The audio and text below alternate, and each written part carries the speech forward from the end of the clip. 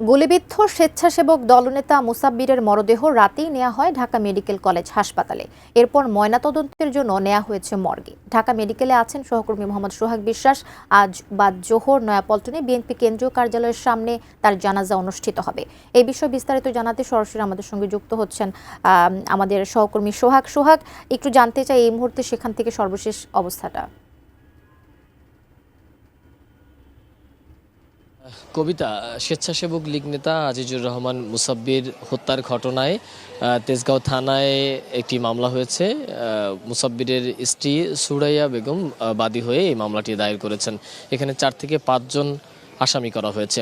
এদিকে এই মুহূর্তে আমি রয়েছি ঢাকা মেডিকেল কলেজ হাসপাতালের যে ফরেনসিক বিভাগ রয়েছে বা মর্গ, সেখানে রয়েছে।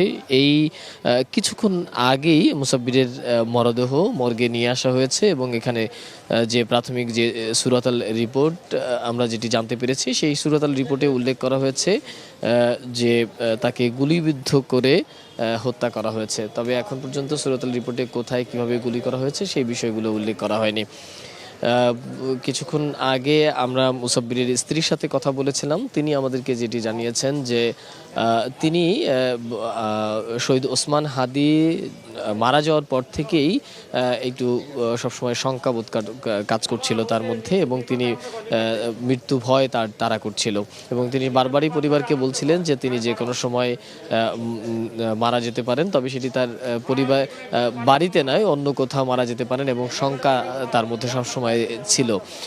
তো সেই জায়গা থেকে এবং তিনি পরিবারকে সবসময় বলেছে যে তার বেশ কিছু শত্রু তৈরি হয়েছে, সেই শত্রুর কারণেই তিনি মৃত্যুবরণ করতে পারেন। তবে পরিবারের তরফে কারা কিভাবে গুলি করেছে সেই বিষয়টি তার স্পষ্ট নয়। তারা বলছেন যে প্রশাসন যেহেতু হত্যার এখনও বেশ সময় পার হয়ে গেছে, গত রাত 8টার দিকে এই হত্যাকাণ্ডের ঘটনা ঘটেছে, এখন বেলা গড়িয়ে প্রায় 12টা বেজে গেছে। তো এখন পর্যন্ত হত্যাকারীদের বা হত্যার মোটিভ এখন পর্যন্ত পুলিশ নির্ধারণ করতে পারেনি বা হত্যাকারীদের এখনও চিহ্নিত করতে পারেনি। সেই ব্যাপারটা নিয়ে তারা হতাশা প্রকাশ করেছেন।